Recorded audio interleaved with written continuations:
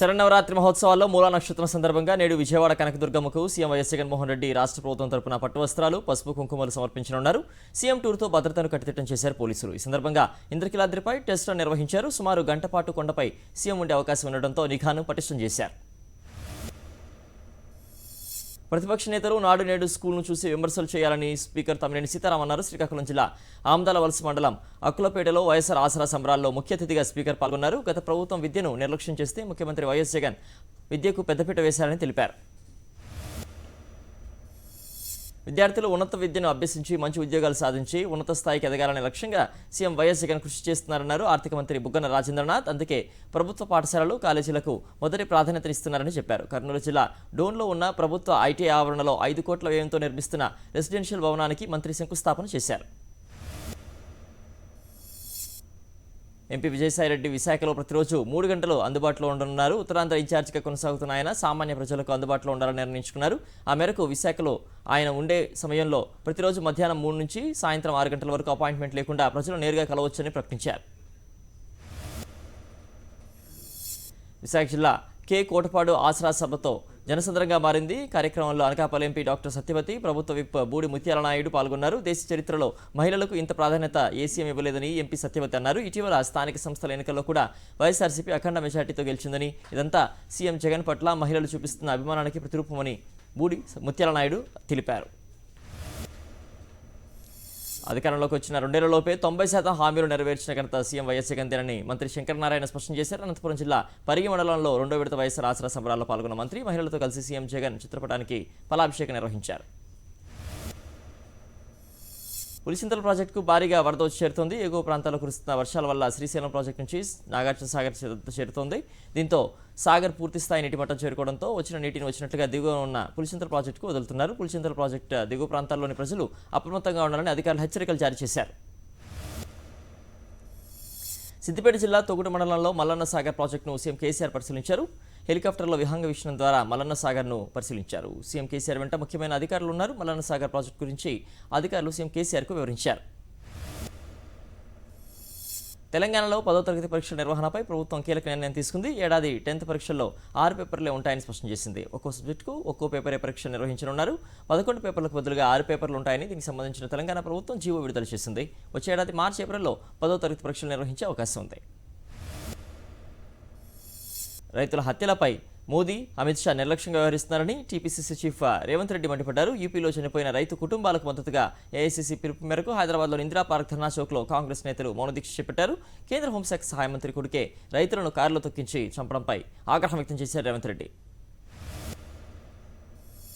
VC జనగణనపై Congress బీసీసీల ఆధ్వర్యంలో ఇందిరాభవన్లో అఖిలపక్ష సమావేశం నిర్వహించారు. దేశంలో కులం ఆధారంగా జనగణన అవసరమని, వీసీ జనగణన కోసం అవసరమైతే అఖిలపక్షంతో ఢిల్లీకి వెళ్లి వినతిపత్రం ఇవ్వాలన్నారు టీజేఎస్ అధ్యక్షుడు కోదండరాం. హుజురాబాద్ ఉప ఎన్నికల నామినేషన్ పత్రాల పరిశీలన పూర్తయింది. ప్రధాన పార్టీలతో పాటు మొత్తం 69 మంది నామినేషన్లు దాఖలు చేయగా ఇందులో 19 నామినేషన్లు సరిగా లేకపోవడంతో తిరస్కరించారు. దీంతో హుజురాబాద్ బరిలో 42 మంది అభ్యర్థులు ఉన్నట్లు అధికారులు వెల్లడించారు. కరీంనగర్ జిల్లా హుజురాబాద్ నియోజకవర్గంలో రోజురోజుకు ఎన్నికల ప్రచారం కొత్త పుంతలు తొక్కుతోంది. మంత్రి హరీష్ రావు ప్రజలతో మమేకమవుతూ ఓటర్లతో ఆత్మీయంగా మాట్లాడుతూ ఆకట్టుకుంటున్నారు. హరీష్ తన ప్రచారంలో టీ షాప్ వద్ద ఉండగా అక్కడే ఉన్న ఓ వృద్ధుడు నేను ఛాయ్ ఇస్తా, మీరు తాగాలన్నాడు. పెద్ద ఆయన మాటతో మురిసిపోయి హరీష్ రావు టీ తాగి కాసేపు అక్కడి వారితో ముచ్చటించారు. ప్రస్తుతం పండుగ సీజన్ సందర్భంగా ప్రతి ఒక్కరూ కరోనా జాగ్రత్తలు పాటించాలని సూచించారు తెలంగాణ హెల్త్ డైరెక్టర్ శ్రీనివాసరావు. ఇప్పుడున్న పరిస్థితుల్లో సీజనల్ వ్యాధులు ప్రబలుతున్నాయని, లక్షణాలు కనిపించిన వెంటనే దగ్గరలోని ఆసుపత్రులకు వెళ్లి ట్రీట్మెంట్ చేయించుకోవాలని చెప్పారు. డిసెంబర్ వరకు అందరూ జాగ్రత్తలు పాటించాలన్నారు. ఆదిలాబాద్ జిల్లా ఇంద్రవెల్లి మండలంలోని ముత్పూర్ గ్రామానికి చెందిన యువ రైతు వినూత్నమైన హారర్ బొమ్మను తయారు చేశాడు. అటవీ జంతువులు, పక్షుల బారి నుంచి పంటను కాపాడుకునేందుకు హారర్ బొమ్మను తయారు చేశాడు. దీనికి ఒక సైకిల్ హ్యాండిల్, ఒక డబ్బా, ఒక స్ప్రింగ్ సైకిల్ మోటార్ శాక్ అబ్జార్, ఒక పైపు స్టాండ్తో బిగించాడు. నెల్లూరు నగరంలోని ట్రంక్ రోడ్ లస్సీ సెంటర్ నందు షార్ట్ సర్క్యూట్లో అఖిల్ మొబైల్స్ కాలిపోయింది. దాదాపు 15 లక్షల వరకు సరుకు కాలిబూడిదైనట్లు బాధితులు ఆవేదన వ్యక్తం చేస్తున్నారు. ఫైర్ సిబ్బంది సకాలంలో స్పందించి మంటలు అదుపు చేయడంతో పెను ప్రమాదం తప్పిందని తెలిపారు. గుంటూరు జిల్లా మంగళగిరి జాతీయ రహదారిపై కారు దగ్ధమైంది. విజయనగరం జిల్లా డీఎస్పీ శ్రీనివాసరావు ప్రాణాలతో బయటపడ్డాడు. దేవి శవన్నాత్రి ఉత్సవాల సందర్భంగా ఇంద్రకీలాద్రిపై విధులు ముగించుకుని కారులో గుంటూరు వెళ్తుండగా ఒక్కసారిగా మంటలు చూపించాయి. ఇతర వాహనదారులు అప్రమత్తం చేయడంతో వెంటనే వాహనం దిగిపోయారు. నకిలీ పత్తి విత్తనాలు ఇచ్చి తమను మోసం చేశారంటూ జోగులాంబ గద్వాల జిల్లాలో రైతులు ఆందోళనకు దిగారు. మనపాడు మండలంలో సుమారు 300 మంది రైతులు మన గ్రోమర్ సెంటర్ వద్ద జూదా కంపెనీకి చెందిన పత్తి విత్తనాలు కొనుగోలు చేశారు. నకిలీ విత్తనాల వల్ల ఎకరాకు 30,000 నుండి 50,000 వరకు నష్టం వాటిల్లిందని ఆరోపించారు. నాగర్ కర్నూలు జిల్లాలోని డిండి వాగులో పడి గొర్రెలు మేకలు కొట్టుకుపోయాయి. కళ్ళెదుటే మూగజీవాలు కొట్టుకుపోతుండడంతో వాటిని స్థానికులు కాపాడారు. అచ్చంపేట మండలం మన్యవారిపల్లి గ్రామం వద్ద ఉన్న డిండి వాగుపై ఘటన చోటు చేసుకుంది. మచిలీపట్నం రైతు బజార్ వద్ద కానిస్టేబుల్ నాగరాజుపై దాడి చేసిన కేసులో 3 నిందితులను అరెస్ట్ చేశారు పోలీసులు. నిందితుల్లో ఒకరైన జానీ రైతు బజార్ వద్ద మాస్క్ పెట్టుకోకుండా జనసంచారంలో దిగుతూ కనిపించాడు. దీంతో మాస్క్ పెట్టుకోమని కానిస్టేబుల్ సూచించడంతో ఆగ్రహంతో ఊగిపోయిన జానీ తన సమీప బంధువులు అబ్దుల్ అజీజ్తో కలిసి నాగరాజుపై దాడికి దిగాడు. బంగాళాఖాతంలో ఏర్పడిన ఉపరితల ఆవర్తనం స్థిరంగా కొనసాగుతోంది. దీని ప్రభావంతో ఈ నెల 13న తూర్పు మధ్య బంగాళాఖాతంలో అల్పపీడనం ఏర్పడే సూచనలు ఉన్నాయని భారత వాతావరణ శాఖ తెలిపింది. ఇది క్రమంగా ఒడిశా వైపు పయనించి 15వ తేదీన మరింత బలపడే అవకాశం ఉన్నట్టు పేర్కొంది. దీని ప్రభావంతో 2 రోజుల్లో ఓ మోస్తరు వర్షాలు కురుస్తాయని వాతావరణ శాఖ వెల్లడించింది. కర్నూలు జిల్లా మంత్రాలయంలో దేవీ శివరాత్రి ఉత్సవాలు ఘనంగా జరుగుతున్నాయి. పూజల్లో భాగంగా గ్రామదేవత మంచాలమ్మను కరెన్సీ నోట్లతో అలంకరించారు. దసరా సెలవులు కావడంతో అమ్మవారిని దర్శించుకునేందుకు తెలుగు రాష్ట్రాలతో పాటు కర్ణాటక, మహారాష్ట్ర, తమిళనాడు రాష్ట్రాల నుంచి భక్తులు పెద్ద సంఖ్యలో తరలివచ్చారు.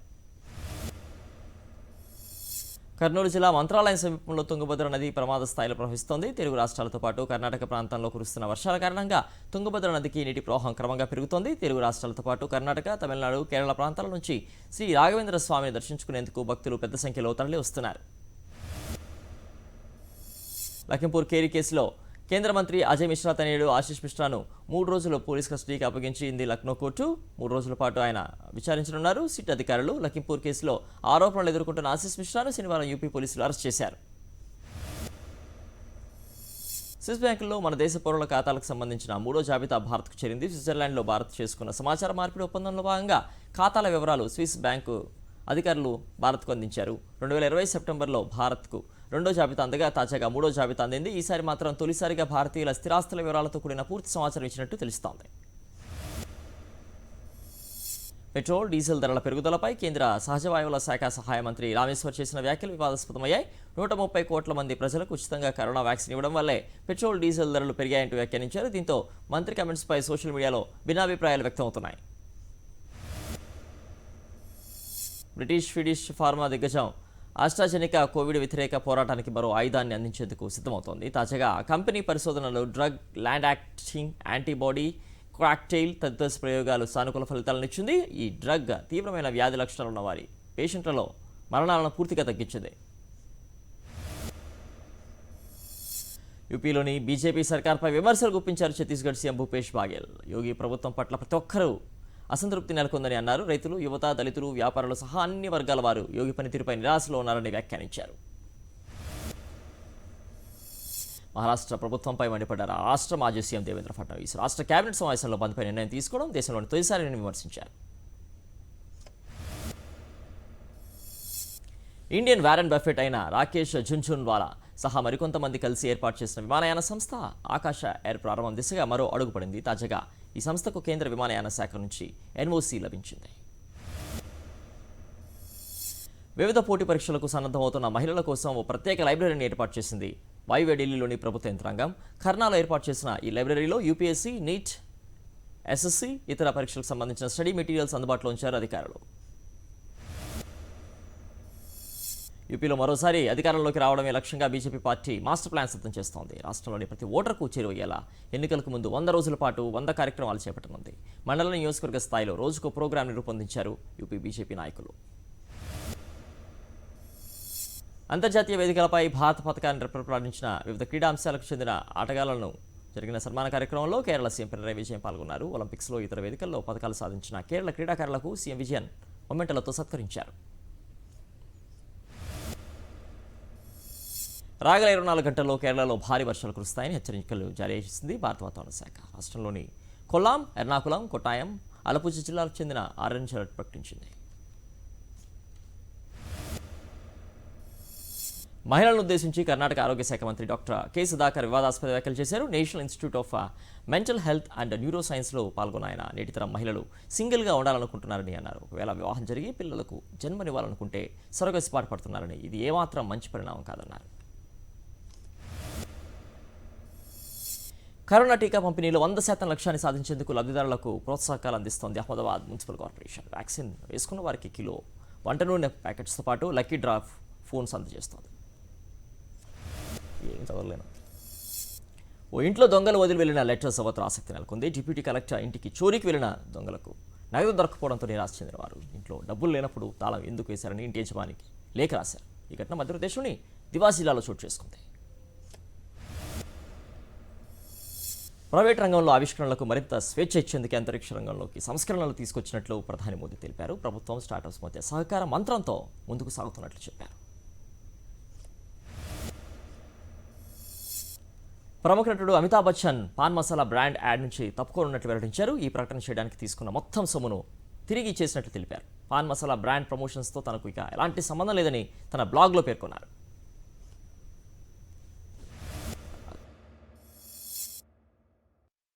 తొలిసారి అమెరికా తాలిబాన్ల మధ్య దోహాలో చర్చలు జరిగాయి.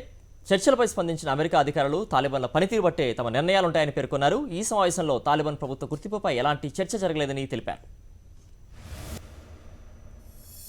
ఆహార ఆర్థిక సంక్షోభంతో కొట్టుమిట్టాడుతున్న శ్రీలంకలో నిత్యావసరాలు భగ్గుమంటున్నాయి. ప్రభుత్వం ఆహార పదార్థాల ధరలపై నియంత్రణ తేయడంతో గ్యాస్ సిలిండర్ ధర ఏకంగా 90% పెరిగి ₹657, కేజీ పాలపొడి 5 రెట్లు పెరిగి ₹1195 చేరింది. దీంతో అక్కడి ప్రజలు ఏమీ కొనలేక గగ్గోలు పెడుతున్నారు. ఆర్థిక శాస్త్రంలో ప్రతిష్టాత్మక నోబెల్ బహుమతి ఏడాది ముగ్గురిని వరించింది. అమెరికాకు చెందిన ఆర్థికవేత్తలు David Card, Joshua D Angrist, Guido W ఎంబెన్స్లకు ఎకనామిక్స్లో నోబెల్ అందిస్తున్నట్లు రాయల్ స్వీడిష్ అకాడమీ ప్రకటించింది. ఇందులో సగం పురస్కారాన్ని డేవిడ్ కార్డ్కు ఇవ్వగా మిగతా సగాన్ని జాషువా, గైడో పంచుకున్నారు. ఆఫ్ఘనిస్తాన్ రాజధాని కాబూల్ హోటళ్లలో ఉన్న తమ విదేశీయుల్ని అమెరికా, బ్రిటన్ అప్రమత్తం చేశాయి. ఉగ్రముప్పు పొంచి ఉందని అక్కడ హోటల్స్కు దూరంగా ఉండాలని హెచ్చరించాయి. భద్రతా కారణాల దృష్ట్యా సెరెనా హోటల్, దానికి దగ్గరలో ఉన్న అమెరికన్లు వెంటనే ఆ ప్రాంతాన్ని విడిచి వెళ్లాలని యుఎస్ స్టేట్ డిపార్ట్మెంట్ వెల్లడించింది. ఐపీఎల్ ఎలిమినేటర్ మ్యాచ్లో రాయల్ ఛాలెంజర్స్ బెంగళూరుపై కోల్కతా నైట్ రైడర్స్ 4 వికెట్ల తేడాతో విజయం సాధించింది. 139 పరుగుల విజయ లక్ష్యంతో బరిలోకి దిగిన కోల్కతా 6 వికెట్లు కోల్పోయి లక్ష్యాన్ని ఛేదించింది. కోల్కతా బ్యాట్స్మెన్ సమిష్టిగా రాణించడంతో బెంగళూరుకు ఓటమి తప్పలేదు. కోల్కతా బౌలర్ నరాయణ్ విజృంభించడంతో మొదట బ్యాటింగ్ చేసిన బెంగళూరు 7 వికెట్ల నష్టానికి 138 పరుగులు చేసింది. కోహ్లీ 39 పరుగులు చేసి టాప్ స్కోరర్గా నిలిచాడు.